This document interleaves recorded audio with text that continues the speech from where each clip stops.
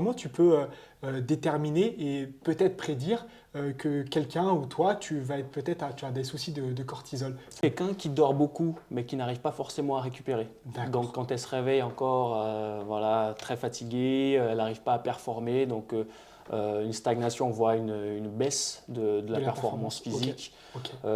Donc, des douleurs articulaires tendineuses qui se font dues à des inflammations, dues au manque Ok. de récupération. D'accord. Un stress, même dans la vie personnelle ou en couple, la personne elle peut avoir très, très souvent, donc imaginons elle a une relation toxique, elle va avoir cette accumulation de stress, donc le cortisol il va être souvent Ah, haut. c'est presque proche de la dépression parce C'est que tu me ça, parles de fatigue continue alors qu'on dort, voilà.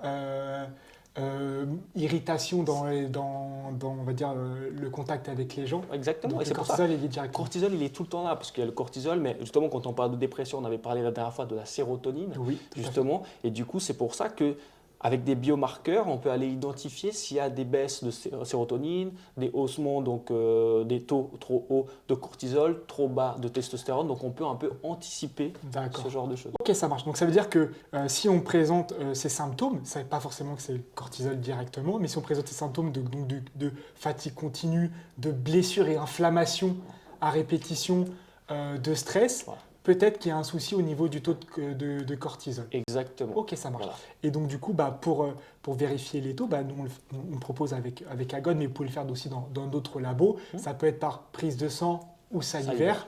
Et ce qui est intéressant de le faire, c'est de le faire sur un cycle de 24 heures.